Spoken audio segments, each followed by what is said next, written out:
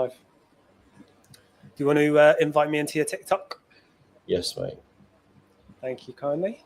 Welcome everyone to the live. Thank you for joining. Oh, I spoke too soon. Hello everyone. Okay, that's good. Right, guys, welcome to the live. Thank you for joining. We are back after a little bit of a hiatus while I was on paternity leave. Your boy is tired. Sam, how are you feeling? Also tired, but for unrelated reasons. Well, you say that, but you're probably sick from your kids, aren't you? So. Yeah, true. Daughter made me ill, so yeah, I've been sick for the last week. So feel a lot better, but yeah, still pretty rough. Throat. I don't know. I don't even know what I got. Whether it's like flu mixed with a load of other things, had a fever, chest infection. Yeah, almost anything and everything. So yeah, it's been pretty rough. That does not sound pleasant. You taking your minerals and stuff, vitamins? I take barely any vitamins, mate. I don't. Harry said cry more. Thank you, mate. Thanks for the sympathy. Yes. So empathetic. I love it. Yeah, but good news. My section 3's finally gone. Hey, very cool. So Sam was having a problem with a section 3, even though it was completely unjustified. You were trying to clear it by yourself for how long? I tried for maybe 3 weeks, trying it by myself. But they're super they are so unhelpful because the first 2 times, whenever they rejected it, I get a phone call and I get an email, and then it will tell me what I need to change and what I need to do, and then I would go away and do that. Whereas after that, they just never told me when they rejected it. They would never call me. They'd never send me an email. They just reject it in the background, and then I'd never hear anything else from them. So it was just a pure guessing game as to why it was getting rejected, which was just super annoying. And then you worked with our guy. We have an account recovery expert in our team. You worked with him, and it was within a couple of days he got that sorted, wasn't it? It was the same day, which is very odd. I don't know how he's done that. And I even looked, because I really wanted to know how he's done it, and I even looked at I looked at all my cases, emails, and everything like that with Amazon and any open cases, and the only thing I could see he did was request 2 phone calls from Amazon. He was on the phone to them for, he even said the time, I can't remember how long it was. It wasn't very long, but he had 2 phone calls with them, and then after those phone calls, they just reactivated everything. And I'm thinking, what's he said on the phone to He's good. It's just mental. It's absolutely mental, but it's working again and it's back, which is good because it's been a rough 3 weeks. You back on buying stock now, I'm assuming? Yeah, finally, just started buying stock again on was Thursday. I don't know what day is it today. Friday, so it's Wednesday. I think the account came back. So yeah, on Wednesday I started buying loads of stock again, which has been good. I cleaned my water bottle before this live, and it tastes like fairy liquid. That's pretty grim. Yeah, nasty. Up to me, Pappy Young Cut. Welcome to the live, back from the dead. Yeah, mate, I bloody feel it today. I am not in a good mood today. I can tell you that for sure. The dim lantern. Sorry, say again, Sam. I was just saying hi, Terry. How you doing, mate? Yeah, I hope you're doing well, mate. Dim Lantern, I hope you appreciated my 6-7 for you. VN Piano and Gaming, welcome to the live. Thank you for joining.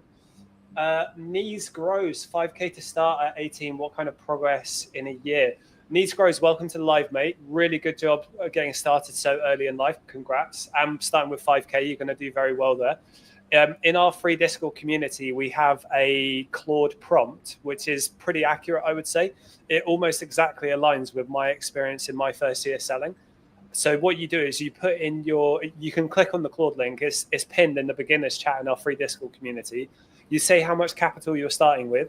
You say what your fixed monthly expenses are. And you say you're going to recycle your cash every 4 to 6 weeks, let's say, with a 30% return on investment, and it will map out how much money you're going to earn over the next 12 months. And it's because of compound growth, because of compound effect, it's even more exponential if you can cheekily add in a bit more each month. So not only are you reinvesting the profits you make, but if you can find extra cash to throw at it as well, as long as you're good at sourcing, you'll scale quite nicely. And if you ever wanted to have a chat with us about our mentoring, let us know, because one of the prerequisites is to have about 5K capital. And so whilst that, it was just something I mentioned to you, but I might as well speak about it now while we're on live. That prompt is very good. But what I've noticed, the higher the starting capital, the less accurate it is. Because let's say, like, so we had one guy who's starting with, he's looking to get on board and he's got 100K capital. Now, when you put 100K into that, it is massively inaccurate because it assumes you can spend that 100K in the first month, and which is not possible. Obviously, it's impossible. But I think anyone with like, I don't know, 10, 15K starting, and then that's perfect. It works really, really well. For sure. VN was really happy that I pronounced your name correctly. Very glad to hear it. And Ab Irato, bad mood, someone alert Westminster. It's a national emergency. The only national emergency is that Count Binface lost. That's the only one I care about. It's always YouTube. I'll tell you what, the traction on TikTok is very low without the clicker going, so I'm going to have to fix that for next time. It's like me on a normal day-to-day, because it's always so low on mine. Sure. Yeah, so guys, I've been away. I was away for a couple of weeks. Sam and I did a live last Monday, I think it was. Obviously, been on pat leave. I say I'm not in a bad mood. I'm just really tired, as you can imagine, being a new dad. I've missed a hell of a lot, though. Like, there's been so much that happens when you're building a business. Life happens very quickly. Lots of changes happen. So I've got to do a whole lot of catching up with people in our team. Sam, you've just been sick, haven't you? So there's not really any updates your side either. Not really. Like, I've been rough all week for about a week. So I've not really done much at all. I've had to cancel loads of calls. Had to sort of postpone the group call and the mentorship and stuff like that. So not much has been really going on my side, to be honest with you. It's been pretty stagnant, but I'm starting to feel better. And I've actually I spent all morning working on a couple of bots for the mentorship, which is good. And I think I just finished one as well, just before we got on this call. So I'm pretty buzzing to get them sorted out. And the next one, which I haven't showed you yet, I'm even more buzzing for. Like, I think it's going to be so good. But it's just, I'm going to try and do some testing this afternoon on it. But yeah, it's just taken a while. I only started yesterday, so it's not taking that long.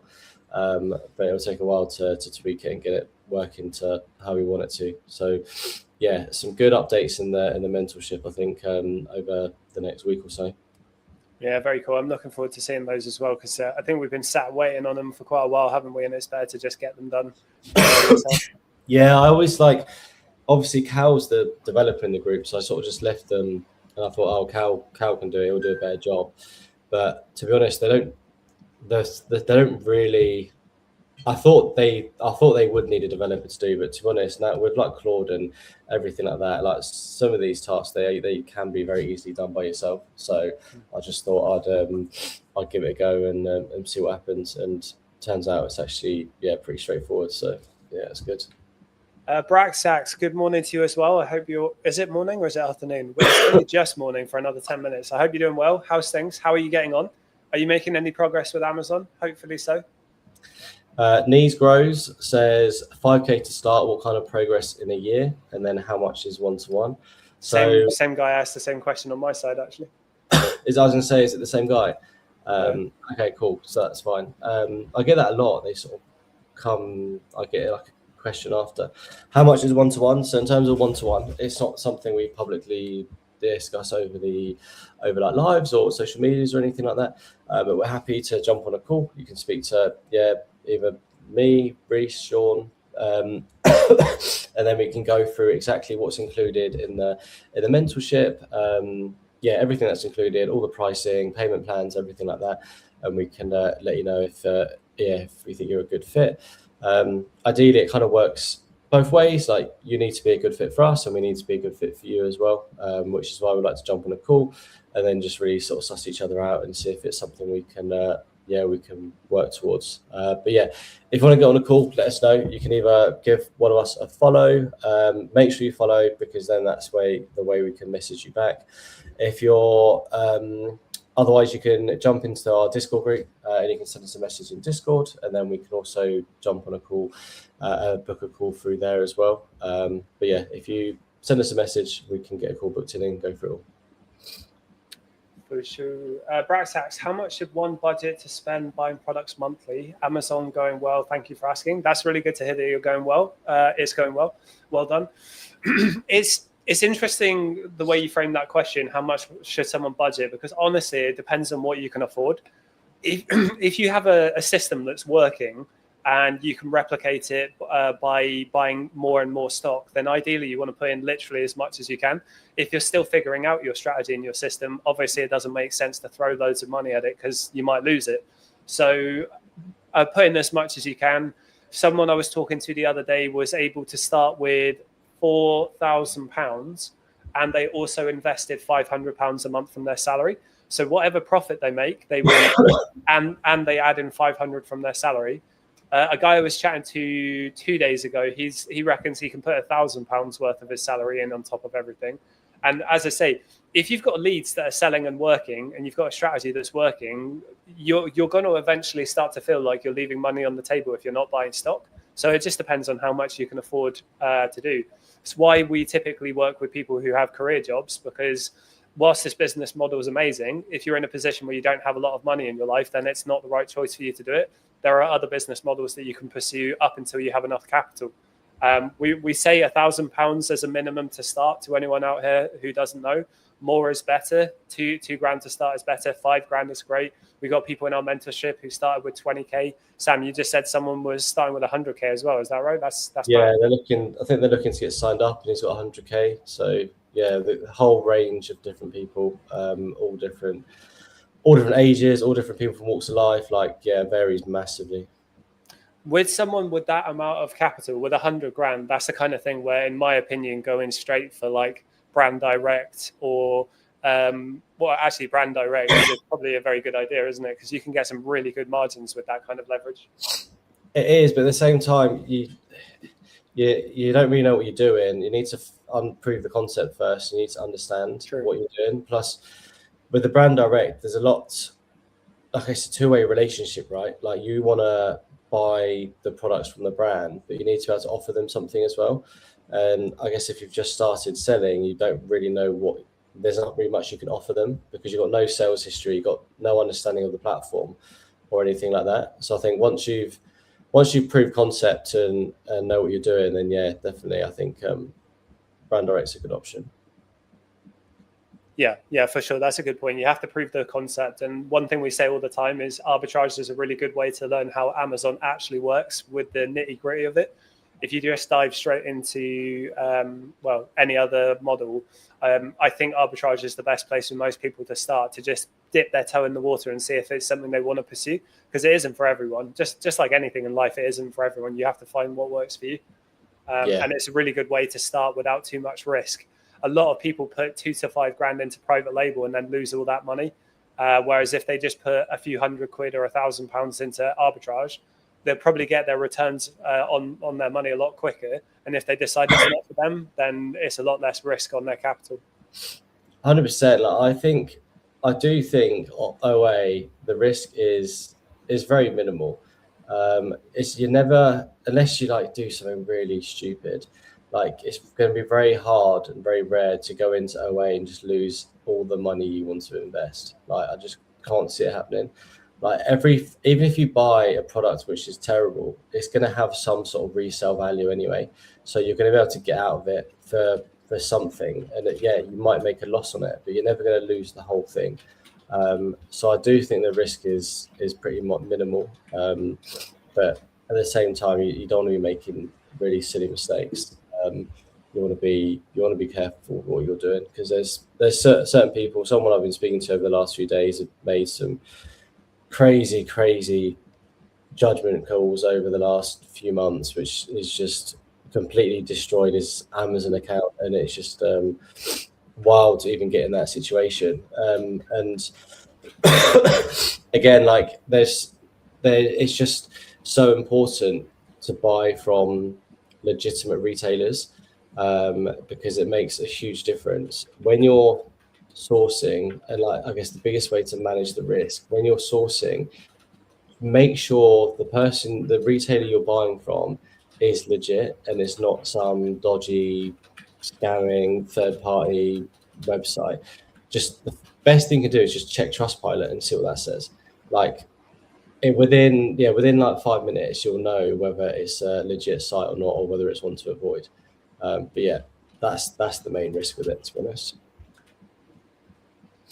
Rafi, getting started, did my first OA deal and have a fair grasp of OA. My issue is sourcing. I mean a fair grasp of SBA, FBA. Awesome job for getting started. Rafi, I want to hit you with a statistic to congratulate you. 68% of the Amazon seller accounts that are created never make a single sale. And of the ones that do make a sale and get to one review, the vast majority of accounts created don't get to that point. So the fact that you've started, made a product sell and gotten going puts you ahead of like 70% of people, technically 68% of people. So really good job there. Inaction is the death of more businesses than failure, in my opinion.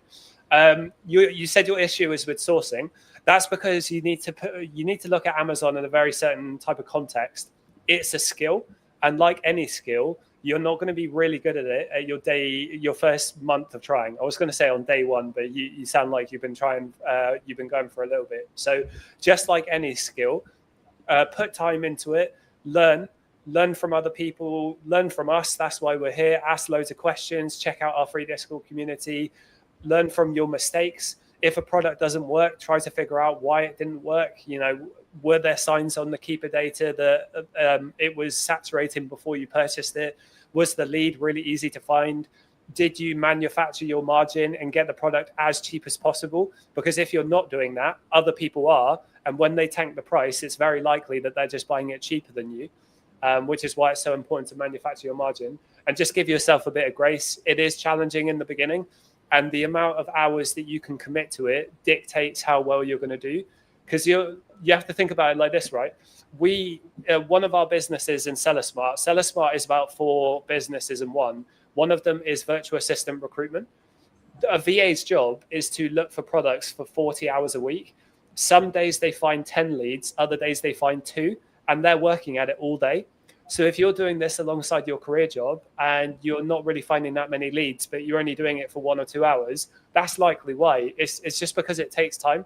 You have to build data, you have to build a knowledge base, and eventually you'll get to a point where you find it a lot easier. But yeah, just keep plugging away. SellerAmp and Keeper, use both of them. And as I say, ask us questions as much as you like. Anything you would add to that, Sam? No, you pretty much hit bang on, to be honest, mate. I've got VAs who've been doing it for 4 years. Sometimes they will send me like 1 or 2 deals in a day, and that's with 4 years experience plus sourcing 8 hours a day. Like sometimes that does happen, and it's just one of those things. It takes a while to really master and really get good at, but you also need to look at the over longer periods of time as well. Don't just think, okay, well, I only found 1 deal today, so I'm absolutely terrible. But then if you look at it over a month and say, okay, well, I actually found 40 deals this month or whatever it is, then you think, actually, it's not actually too bad. I just had a rough day. So yeah, always look at it from like a monthly or weekly point of view rather than just day to day. Yeah, 100%. Couldn't agree more. Rafi said, I used to use things like Jungle Scout and Buybot, but no one recommends them anymore. I got SellerAmp now. I feel like I had more leads before using those. Rafi, are you doing wholesale or no, you said you're doing arbitrage. Jungle Scout, I don't know anyone who uses that for OA. That's more of a wholesale thing. And Keeper, pretty much covers what you need. If you were finding more leads with it, fair enough. Maybe for you it's just better, or it could just mean that you have to get used to SellerAmp and keep it. Buybot Pro is just an alternative to SellerAmp. The reason we recommend SellerAmp is just because it's cheap. It does the job. It doesn't need to be any more than what it is. They've done a really good job building it. I use Jungle Scout to find my most profitable brand direct deal. I use Jungle Scout to find that. So I do rate Jungle Scout, but I think Keeper and SellerAmp are cheaper and do the job. Jungle Scout, I'm not sure about this, but I think they might have gone public, which if they did, that would explain why the prices are so much more expensive than they used to be. Keeper and SellerAmp it's like 50 quid and they work really well. But you have to work with what's good for you. So if you try it for a while and they don't work and you really like Jungle Scout, just give it a go. Obviously, it depends on how you respond to using them. Yeah, for sure. Rafi said, no, I began getting told wholesale is the way to go. Now more are recommending me to go the OA route. Yeah, so again, it depends on how much capital you have. Sam and I advise people to have quite a lot more capital than you'd expect for wholesale, because even when you find leads, you're going to be competing with people with much bigger budgets. And ideally, you don't want to be tying up more than 5 to 10% of your capital per brand, because if something goes wrong, you're going to be really screwed in comparison to if you do arbitrage and it's just one lead out of 40 that you've bought. It's a lot safer to do that. From our testing as well, in Seller Smart, we've been testing. Sam will give his perspective on this as well. Because of Amazon's supply chain requests, working with wholesalers has become a lot more of a headache, because a lot of the wholesalers won't provide supply chain information when Amazon requests it, and Amazon won't accept your invoices if they have requested that information and you can't provide it. Whereas with arbitrage invoices, Amazon know that the products being sold are authentic. So what we've seen in our experience and in our mentorship is people are having far fewer headaches buying from retailers than they are from wholesalers. Yeah, agreed. I think it's so much easier to authenticate and authenticate, let's say, John Lewis or Boots or something, compared to, I don't know, ABC wholesale, because the online presence is going to be limited. Information is going to be limited in comparison to these huge retailers, which everybody, if you live in the UK, like you're going to know, you're going to know exactly who they are. How do you pronounce that? In Castokes? In Stokes. Welcome to you as well, my friend. It is 3 minutes into the afternoon. So yeah, you're right. Afternoon. Welcome to the live. Rafi said they are working with 1.5K. The first item was through Holland and Barrett, so provided invoices, but it was just SH1T profit. I'm not allowed to swear because TikTok doesn't like you to be a grown-up, apparently. Okay, 1.5K. Yeah, so for you, to be honest with you, mate, we recommend like 20 to 25K to do wholesale. Not everyone says that. A lot of people trying to sell you courses will tell you can do it with $1,000. And technically that is true. It's just a lot more risky. So 1.5K is a good amount to do online arbitrage. Holland and Barrett has lots of opportunities for leads. It is a little competitive, but it can be really good. It can be better if you can hold your stock if it becomes competitive. You said it was bad profit. You are going to be a non-VAT registered seller, which means realistically you want to be aiming for a minimum of 30% return on investment. And if your leads don't perform that well, just try and learn why as you do it, and alternate your searching criteria. Not your criteria, your alternate your strategy when you're sourcing. Yes. Pretty much exactly that. And I guess when you say bad profit, like it depends what you class as bad profit as well, to be fair. So it'd be good to know what you think is good and bad and what you should be aiming for.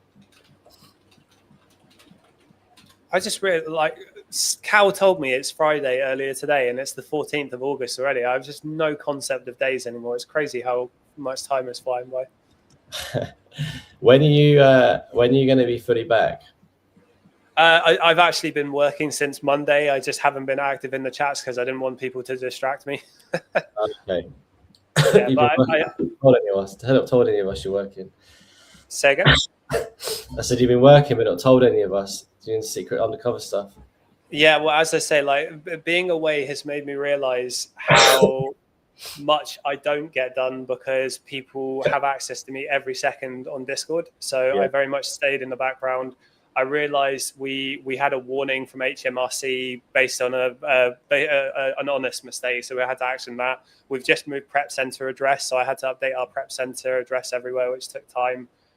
There's like company's house stuff I've been doing, and lots of business admin, not particularly exciting stuff, but stuff that had to get done. And I was doing a lot of marketing strategy planning over the last week. It's stuff that always you always forget, well, not forget about, but like annoying mundane tasks which just don't get never get action properly, do they? They just get sort of left in the background.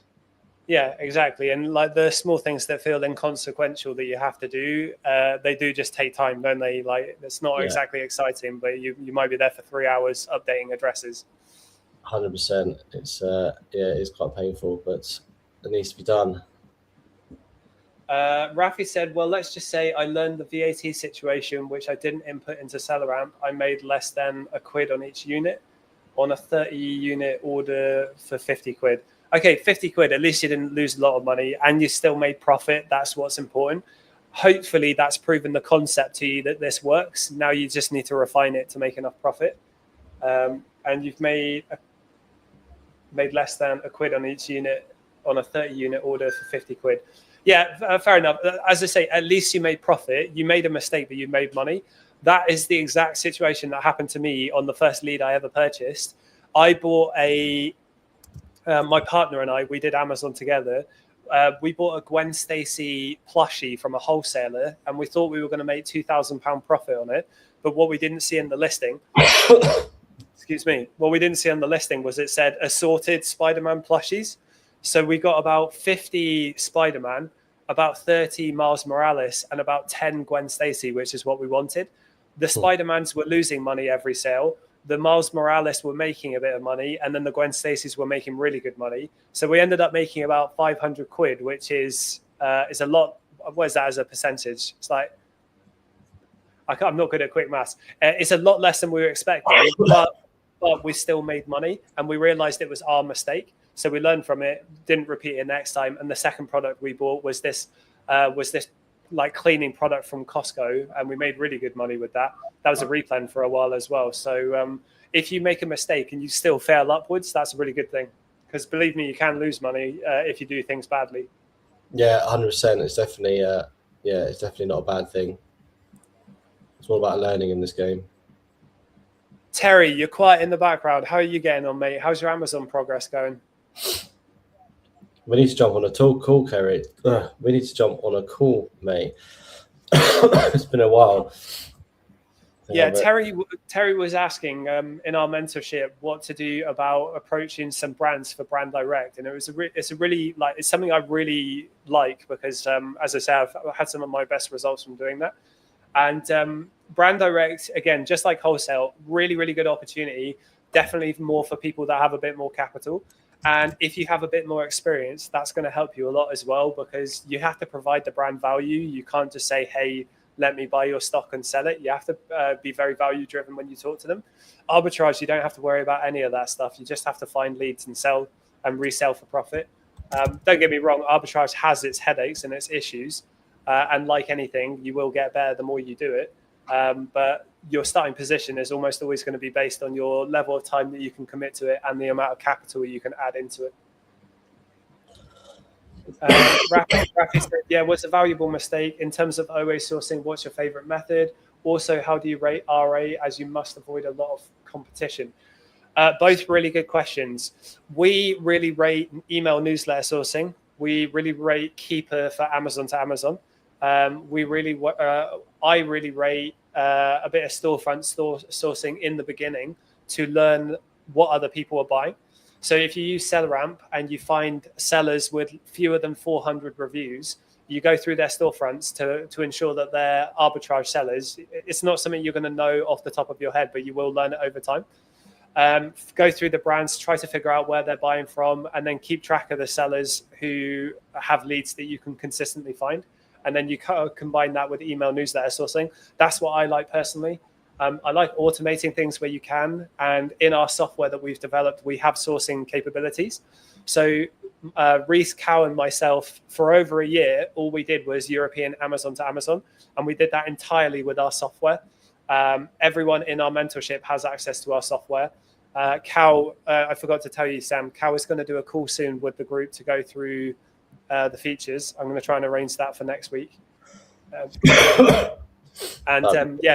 Those are the methods I like. When you said, how do you rate RA? Retail arbitrage can give you really good results, really good return on investment. It is a really good way to learn. You can't use the receipts for ungating, but you can use them if you have product compliance issues. So if you have time and you don't mind driving around, it's great.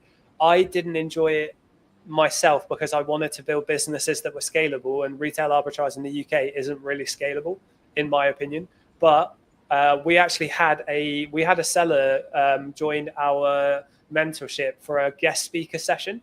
He does 4.5 million a year, and he made a huge amount of his starting capital with retail arbitrage. So I'm not discouraging anyone from doing it. I'm just saying, me personally, I didn't want to do it for too long. What are your thoughts on RA, Sam? RA is great. Like, it's a great, if you've got low capital and you're starting out, I think it's really, really good. I think it's going to be a limit on how long you can really do it for and how much you can scale it. But I think it's definitely a great move when starting out. It's much less saturated. The ROI margin is a lot higher. I think it's perfect. I think honestly, I think it's the best thing to do when you're first starting out. Again, you're going to get to a point where you're limited on time, and there's only so many stores you can go to in a day, and before you then have to start scaling and everything like that, and then that's when you want to start moving more onto the OA side of things. But I think RA's really, really good, and I'll definitely try it if you can. Yeah, most people who do arbitrage give it a bash, and like a lot of people get stuck without finding anything. But it's basically go to clearance sections, look for price stickers where there's a discount on them. Don't just expect standardly priced stuff to work, because that's not how retail arbitrage works mostly. Rafi said, how much do you guys charge for mentorship? So to give you more context, we have a free Discord community. We've got loads of free downloadables, including a free course that will teach you the fundamentals of how the model works. We've got group coaching, and we've got one-to-one coaching. We have calls with people. We don't disclose publicly what the prices are, but we have calls with people, and we'll tell you transparently how much it costs, what you get. I don't mind talking through the features you get in the mentorship. Well, in the one-to-one, we tell people you need at least 5,000 to invest. What the mentorship involves is lifetime access to a group, 6 months of coaching, a £50,000 guarantee that we'll keep working with you until you hit 50K. You get one-to-one calls with Sam and a live chat where you can ask as many questions as you like, and we're very responsive. It's really, really effective, even though it takes up all of Sam's life. We get weekly calls with the community. The entire team have pulled all of our experiences and resources together to build it. You have 60 live calls that are recorded that you get access to. You get lifetime access to a course that we've built with 76 modules. You get access for free to our software that we've built over the last 2 years. We have now hit about 180 positive reviews with 0 negatives across all of our business. We've been going for about 2 years, and we're really, really passionate about providing the best service for you guys. We really genuinely care about helping you regardless of whether you pay to work with us or not. We got services for everyone, and I hope our testimonials kind of show the level of quality that you get when you work with us, because we really do genuinely care. We're all family guys. We got kids. We're in our 30s. We're not 20-year-olds chasing quick cash. We understand that the people we work with are trusting us and investing their money with us. So we want to work very hard to make sure it's worth it for them. And as I say, 180 positive reviews, no negatives so far, touch wood. And I'm going to say it now, we have genuinely the best community out there. Like, I just went on paternity leave, and I was overwhelmed by messages of support from everyone in our community. And in our mentorship, everyone supports each other. Everyone helps each other grow. The network and the meeting other like-minded people is one of the biggest parts of that group of why it's so valuable. And you now get lifetime access to it, which you didn't used to before. We changed that policy because we realized we actually loved the people in the group. We didn't want to kick them out. So yeah, definitely worth it if you're at that level. And if you're not, we've got loads of tools to help you get to that level. Yeah. Matt said, preach. Matt said, if Amazon asks for invoices, but you've been doing RAOA, what do you do? Yeah, really good question. So online arbitrage is fine as long as the supplier you're buying from provides good invoices, good VAT invoices. So I'm gonna give you an example. Superdrug. Superdrug is a place that is, whilst it's technically a completely fine place to buy from, they don't provide good invoices. That's not something you're going to learn unless you learn it from us, someone else, or from trialing and testing yourself. Most places do good invoices that you can go to, like John Lewis, Sports Direct, Tool Station, whatever it is. Those invoices mean you're going to be okay. In retail arbitrage, you can use the receipts if you ever get IP violations, authenticity complaints, Section 3s, but you can't use them for ungating. So what you do is you go out and do retail arbitrage, you find products that you want to sell, and then you find the cheapest product within that brand that you can buy from an online retailer. You use that invoice to get ungated. You do run the risk of buying lots of retail arbitrage products that, for whatever reason, you might not get ungated, and it might a bit. So it's just up to you. But we tell everyone coming into our mentorship that they have to have some money to invest into ungating to get it to work. And everyone in our mentorship gets free access to this tool, depending on where you're watching from. We're the first company in the world to build an auto ungator that automatically ungates you in thousands of brands. If you're just getting started, it's probably going to be on the high end of hundreds, but it massively helps you get ungated in future applications. It's really, really valuable. If you are not in the mentorship, I think it's $79.99 for one scan and then 25 quid for rescans if you want to. It's very valuable. And of course, you get that for free for the time being in our mentorship as well. Yeah, buddy. And if anyone is interested and they want to message us or get in touch, make sure you follow us. We will follow you back, but you need to accept our follow request. If you do not accept the follow request, then we can't actually message you, which is very annoying. So look, if you want us to get in touch or you want to get in touch with us, please follow us, accept our follow back, and then we can have a conversation. But it's really important you do that. Yeah, like TikTok, for some reason, we can't message people unless we follow, and I always forget to say that. So thank you for mentioning that, Sam. Rafi said, I'll join now. We'd love to have you in, mate. Yeah, we'd love to have you in. Jump in a call with us. I know your starting capital is 1.5K, but let's have a call. Let's see how we can help you. We want to help you grow and scale. So let's have a call. Rafi, I'll give you a follow right now. Give us a follow back, and someone in our team, probably Jay in our team. Yeah, I think it would be Jay in our team. Will drop you a message. Yeah, Jay, I think. Right. Let me try and pronounce your name. Abdukaba, welcome to live, mate. Does scan work for ungates? We have an auto ungator scanner, if that's what you're talking about. That works really well. I'm assuming that's what you mean. So yeah, we've had really, really good responses from people who have used this tool. They've got ungated in anything from 800 to 7,500 brands. And then every time they try to do ungating applications after doing it, they're getting their applications approved in 1 or 2 attempts. If you guys have no context, that is unbelievable for Amazon. The standard practice is between 5 to 15 applications, and some people take months to ungate one brand. And in our tool, you can ungate, as I say, the most I've seen is 7,500 in a single scan. It takes like 5 minutes. It's absolutely insane. It's completely Amazon compliant. We do not break any of the rules. Everything we teach is above board, and that includes our software. It's unbelievable. So definitely give it a go. So Joe Roberts said, who created the auto ungate bot? Because I think I may know how it was done. I have no idea how it was done, but it was done by Cal. Cal's the developer, and he creates anything, techie for Seller Smart. So it was all done by him. But how it was done, I do not know. Cole said, how has Sam's VA spend been for the months? Interesting question, because Sam actually hasn't been spending because he's been dealing with a Section 3. So I'll pass over to you, Sam. Yeah, I've spent less than 10K. I only started spending on Wednesday. So I've had 3 weeks. 3 weeks without spending anything. So yeah, spend's not really there at all. I can check, but it's literally been Wednesday I started, and I've spent 11k so far. And yeah, that's it. So yeah, it's pretty non-existent. Sales have dried up to like crazy amounts. I'm on £100 revenue for the day, so it's it's been super rough this month, but it's to be expected with Section 3 and not spending, but it'll pick up again, so I'm not that fussed. It is the first Section 3 Sam's had. I had one as well before.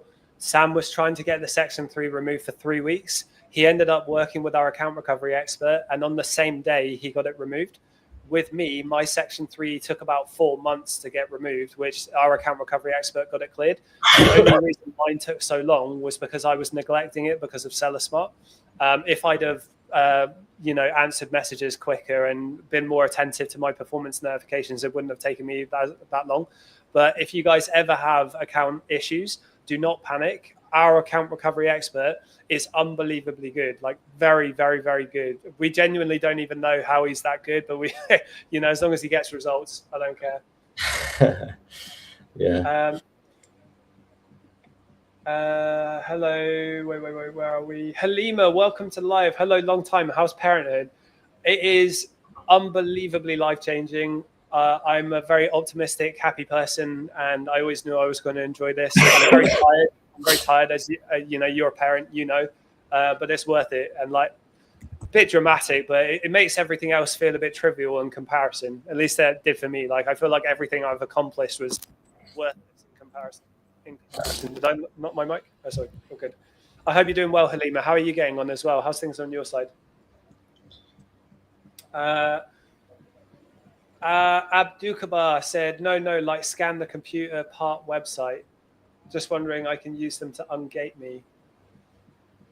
I'm really sorry, boss. I have no idea what you mean by that. So does scan work for ungate? No, like scan the computer part website. Oh, right. I see what you're saying. I've never heard of that website before. Have you heard of that, Sam? No. Scanned UK. They've got a 4.4 on Google. Scan UK. Oh, I know who Scan is. The computer component yeah. website. Abdukabar, the reason you confused me is you spelled scan with a lowercase s, so I didn't realize it was a name. Yeah, I know Scan very well. Why? What's the crack with Scan? Can you use them for ungating? Yes, if they let you buy 10 units. But yes, a lot of their products are capped. Yeah, they have really good Trustpilot, 4.8. They have a really good Google reviews, and Sam knows them. So yeah, if you're able to buy them up. Yeah, I bought thousands. I spent thousands with that website. They are as legit as they come. Nice, very cool. Is this the first Section 3? Had that question. If needed, can we pay a fee to get access to your account recovery expert? Yeah, exactly, mate. That's why he's there. It's a paid service. The reason it goes through us, I always have to clarify this to people. We're a connector to his services. We do not increase the price to work with him through us. The reason why it's important to go through us is because we take the money and we don't pay him until he's done the job for you. So it's an insurance policy. We're a connector to his work. He gets a lot of clients by working with us. We have tickets within our system. We can monitor everything. We check in with him to make sure that everything he's doing is legitimate. He's asking for the right permissions and everything. And we only pay him for his services once you guys have gotten the result. He is 100% success rate. I want to caveat that. He's 100% success rate. He's done a really good job. There was one account of someone who is in our mentorship where there was a mistake. And it was one of those tricky situations where our account recovery expert didn't do anything wrong, but one of his emails was interpreted by Amazon in a way that he didn't intend, and that caused a little bit of problems.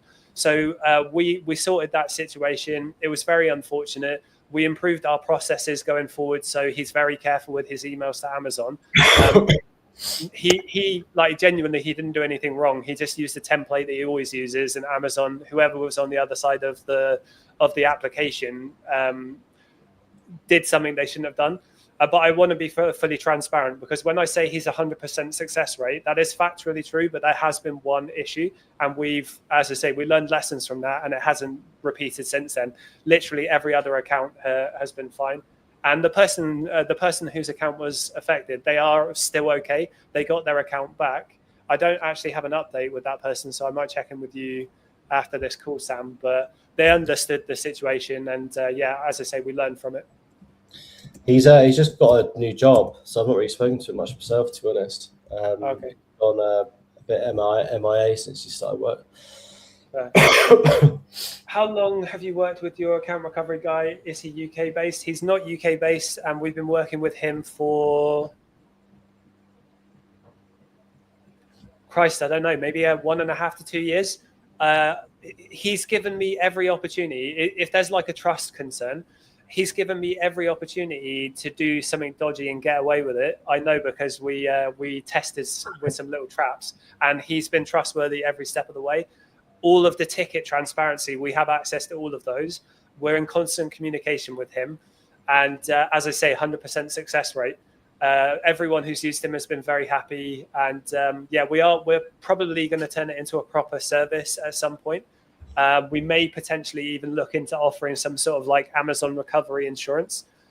We're having a look into that in the background, just because it's been so good. The account recovery guy in the background's had to build up a bit of a team because of the amount of work. But it's a really important lesson to everyone, that when you know what you're doing, your account is going to be fine. I talk to so many people who have anxieties around their business being taken away from them at any moment. And in reality, it just doesn't work like that. As long as you're following the rules and you're not being stupid, you'll be okay. We do have someone in our mentorship right now who's unfortunately, he didn't follow process. He bought loads of fake products from China, and now his account is in trouble. He's working with our account recovery expert. And in this case, we don't know if he's going to get it recovered, but that's because he bought clearly fake products. We do not advise that. And in our mentorship, we tell everyone, whatever you're going to buy, send us the leads first, so we can tell you if they're good, if they're bad, and how much to buy. He didn't follow that process, unfortunately. And it's not his fault. He wasn't trying to do anything scammy. He's just, it wasn't as obvious to him, which is a learning lesson for us, because it means we need to make sure that everyone coming into the group is very aware not to buy products from China if you're doing arbitrage. Which, to be honest with you, we say that almost every live call, so I would have thought it would be very obvious. I think it was a very, very, very, very silly mistake, and I think he knows it as well. But yeah, what can he do? Yeah, great guy though. So we're going to help him try and get it back. I'll work with our account recovery expert to try and do everything we can to recover his account. Yeah. I've never actually seen anyone lose their account who's doing legitimate stuff. But when you are selling fake stock, that is quite serious. So who knows what will happen? We'll keep everyone updated when we get more information. Yeah, I've just seen Brandon's on here as well. Hello, mate. How are you doing? Dan, Sully, I notice you're in here as well. Welcome to live. Hope you're good. Lewis and Joe, welcome to live. How are you guys doing today? What are the 3 most important parts of maintaining account health? Really good question, Cole. Okay, so you have your account health and you have your inventory performance index, your IPI score. Both of them are really important because they dictate how much time you're going to get allocated in the buy box.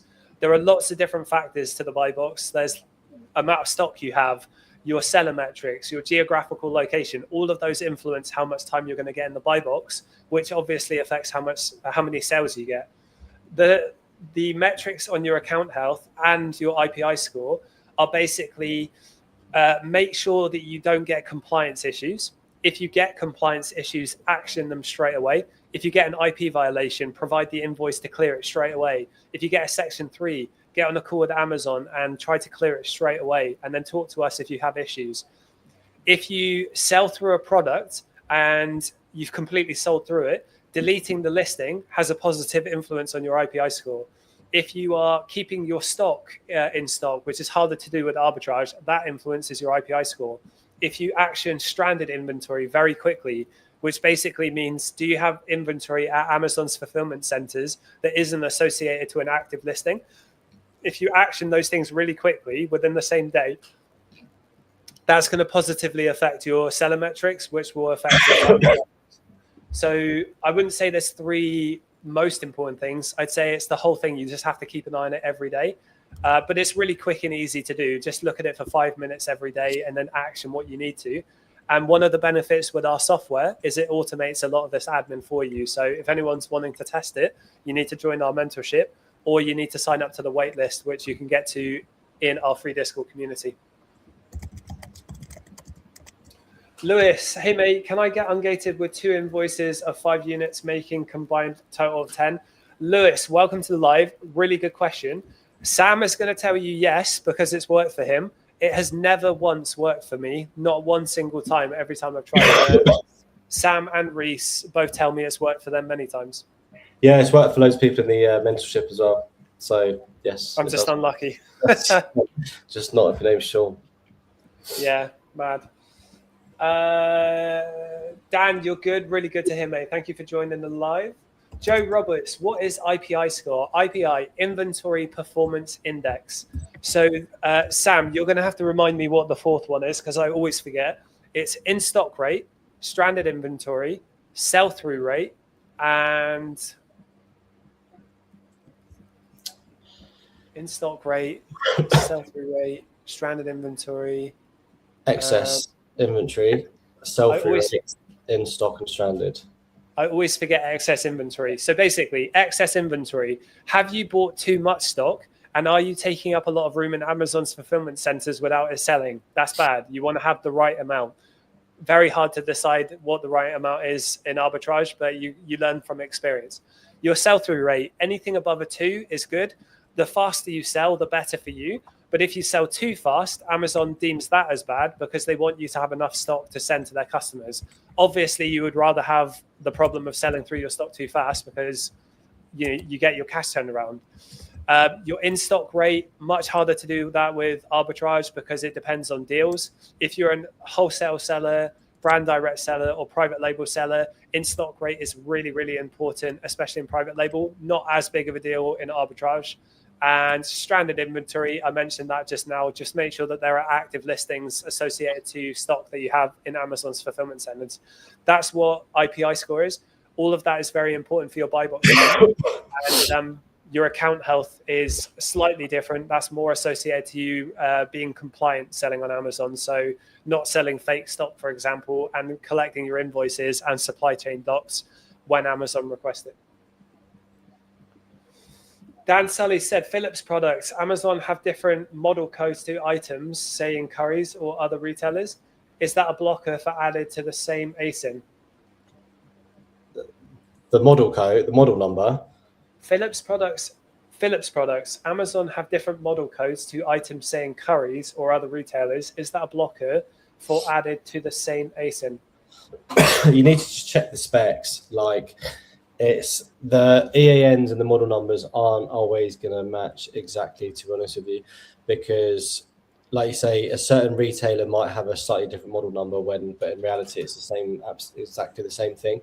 The only way to do it, you can run it through ChatGPT, compare both listings and see if that picks up anything. Otherwise, it's the case just looking at the specs, seeing does it come with the same, I don't know, let's say it's a beard trimmer or something.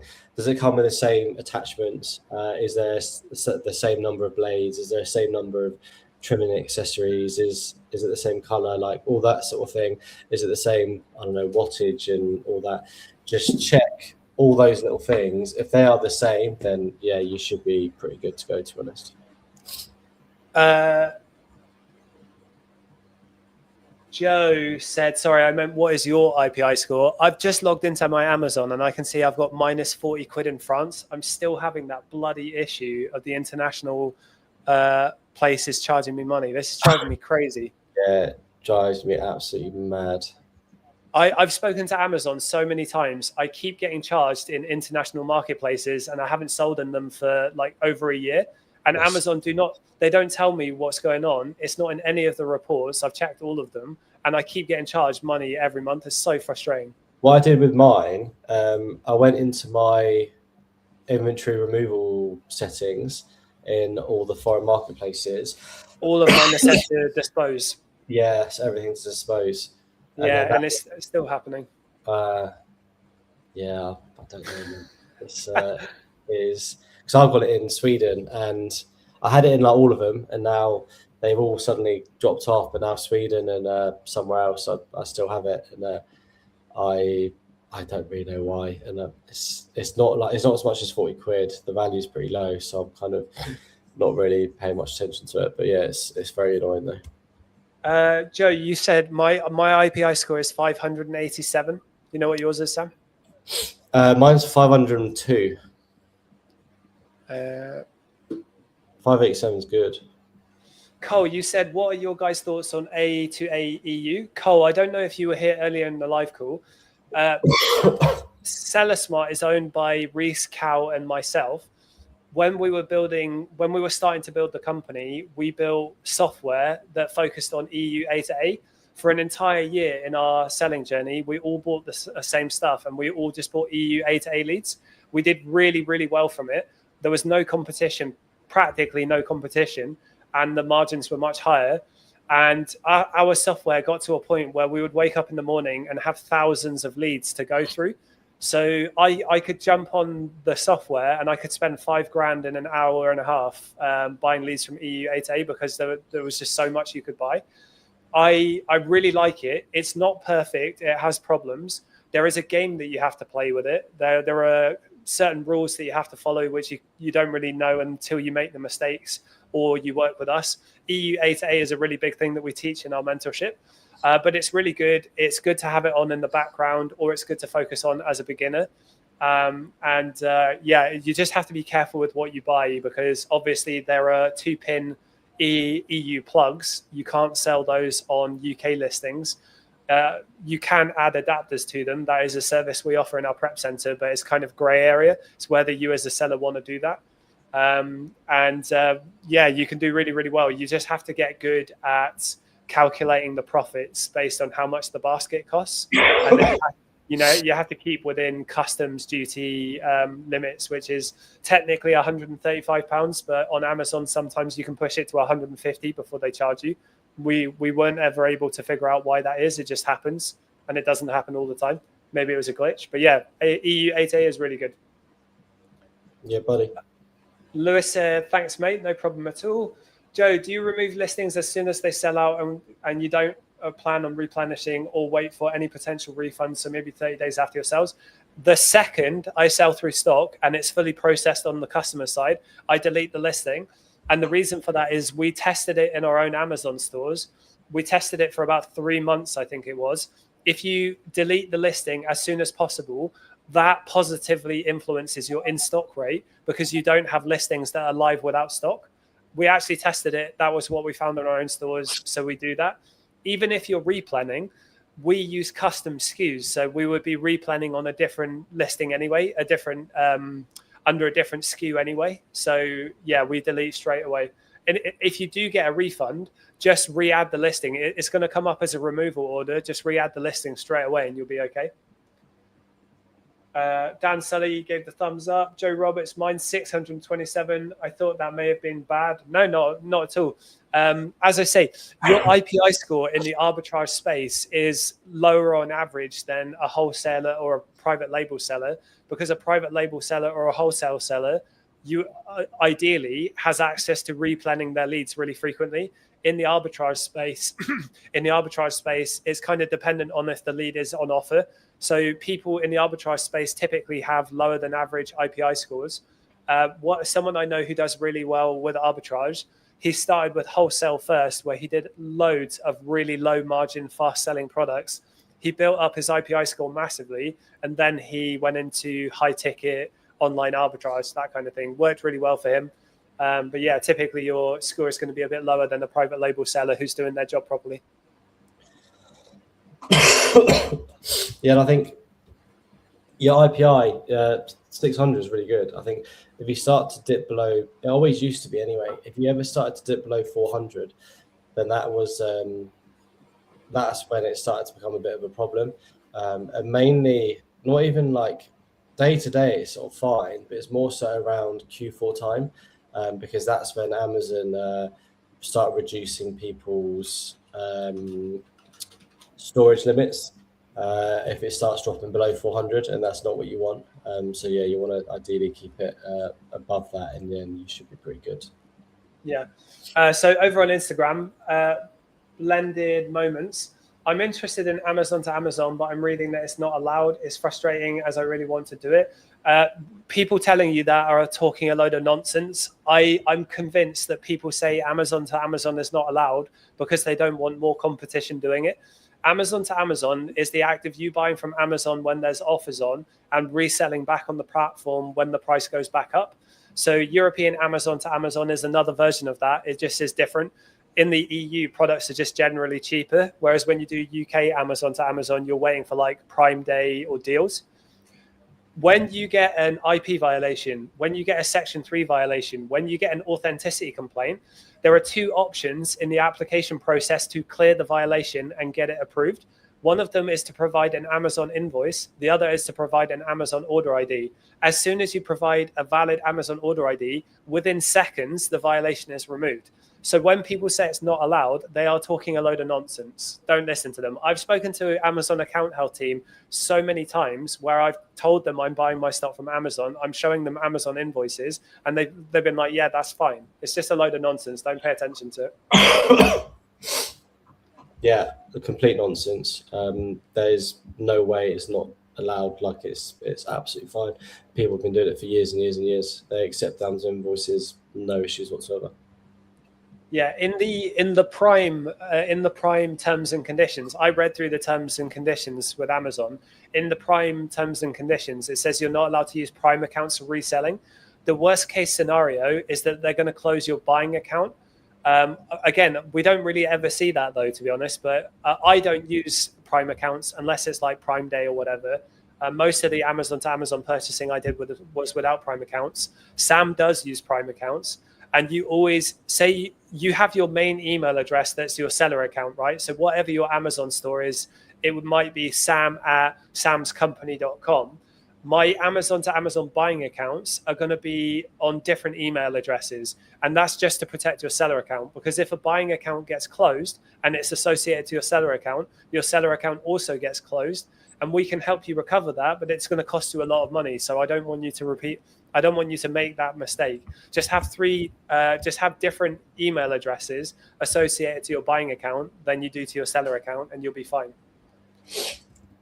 Joe said, I had two headsets get returned separately. One got returned to me as customer damage, and the other was disposed of straight away by Amazon. Anything I can do with that? My settings are to get sent to me, but this was disposed of straight away. Cheeky. I don't know why they did that. Yeah, I get everything sent back to me. Amazon has a grade and resale service, which we actually don't recommend anymore because they grade completely fine, perfectly new products as unsellable. So you get it sent back to yourself, you grade it yourself, and then you resell it if it's fine. In terms of the customer damage and the disposed of one, you can raise a case and try to claim your money back. You need to upload your cost of goods into Amazon. What's the section of that called? It's like sourcing, managed sourcing costs. That's the one, managed sourcing costs. You need to upload your cost of goods in there. You might have to provide invoices, and you can raise a case to get it back. Amazon. Your mic's gone. I touched it. It's always when I touch it slightly.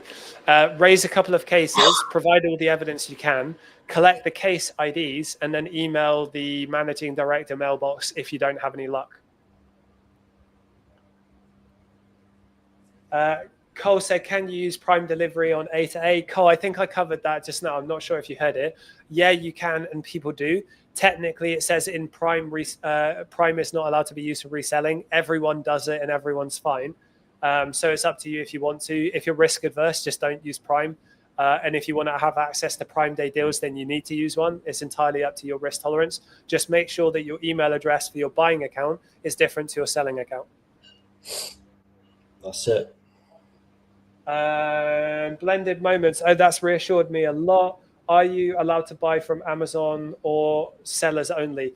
Yeah, so you can buy from third-party sellers on Amazon, but we typically don't do it because if you're buying from Amazon directly, Amazon know they're buying authentic products.